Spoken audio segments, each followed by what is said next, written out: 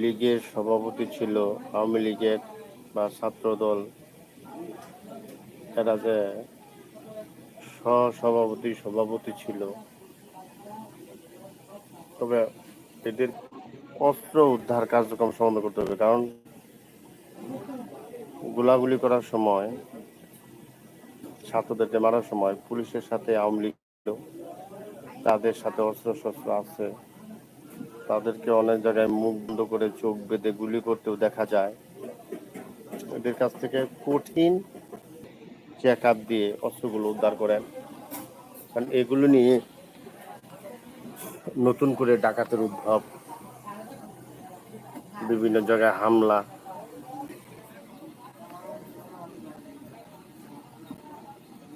যারা সহসভাপতি সভাপতি বিভিন্ন পর্যায়ে ছিল, বিভিন্ন ডিস্ট্রিক্টে ছিল, আওয়ামী লীগ ছাত্রদল,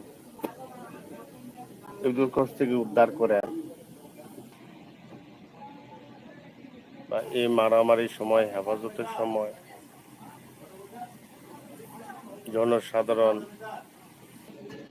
এরা ছিল, এদেরকে সার্চ করে অস্ত্র উদ্ধার করেন। বাহিনীর প্রতি দৃষ্টি আকর্ষণ করে বলছি, তাহলে আমার মনে হয় অতি দ্রুত জনসাধারণ, প্রত্যেকটা দেশের সীমান্তবর্তী এলাকায়, মায়ানমার, ভারত, পাকিস্তান, এগুলোর প্রতি অতি কড়া নজর রাখতে হবে, যেন দেশের কোনো ক্ষতি করতে না পারে, ভুলভাল দেখিয়ে দেশের বিদ্যুৎকে অশান্তির সৃষ্টি করতে না পারে, সেদিকে খেয়াল রাখতে হবে। আগের চাইতে অনেক নিরাপদে আছে, আলহামদুলিল্লাহ। ভবিষ্যতেও থাকবে। ডক্টর মোহাম্মদ ইউনূসকে আল্লাহ তাআলা বাঁচিয়ে রাখুক। আমাদের এই বিপর্যয়ের সময়, কষ্টের সময় উনি ডাকে সাড়া দিয়েছেন, ওনাকে সাধুবাদ জানাই। অস্ত্র জনসাধারণের কাছ থেকে কিভাবে অতি দ্রুত উদ্ধার করা যায় সে প্রক্রিয়া চালু করতে হবে, এবং যারা দেশের ক্ষতি করতে চায় প্ল্যান মতে, তাদেরকে আইনের আওতায় আনা।